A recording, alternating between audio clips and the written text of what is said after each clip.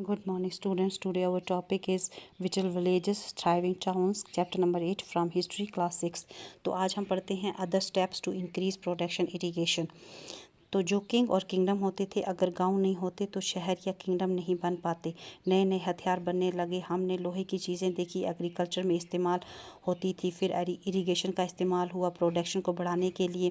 जो किंगडम होते थे जिनके बारे में हमने पढ़ा, अगर वो अच्छे नहीं होते कभी भी शहर या फिर किंगडम नहीं बन पाते। नए नए औजार मीन्स हथियार बनने लगे, ट्रांसपोर्टेशन अच्छे से बनाया जाने लगा, इरिगेशन भी बढ़ा, तो फिर कैनल्स बनाए गए, वेल्स बनाए गए, टैंक्स और आर्टिफिशियल लेक्स बनाए गए। अब पढ़ते हैं who lived in the villages. Villages में जैसे तमिल रीजन्स में लैंड ओनर्स को विलालर कहा जाता था, और जो ऑर्डिनरी प्लोमैन हैं उनको उजावर कहा जाता था, और लैंडलेस लेबरर्स को कदासिया कहा या एडमाई कहा जाता था, जिसमें स्लेव्स भी इंक्लूड होते थे। जो विलेज हेडमैन्स होते थे उनको ग्राम बोजाका कहा जाता था। जो बोजाका की पोस्ट होती थी वो जनरेशन टू जनरेशन ट्रांसफ़र होती थी, मतलब हेरिडिटरी थी।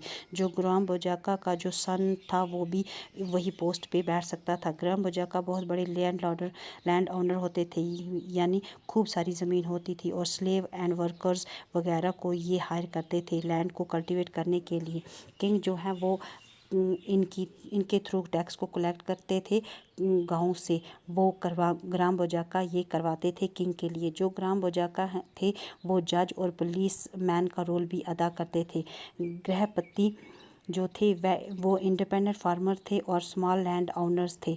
फिर दासास कार माकर थे जिनकी अपनी कोई लैंड नहीं होती थी, ये दूसरों के फील्ड में काम करते थे। ज़्यादातर गाँव में कुछ क्राफ्ट पर्सन होते थे, जैसे ब्लैक स्मिथ, पोर्टर्स, कारपेंटर और वीवर। Thank you.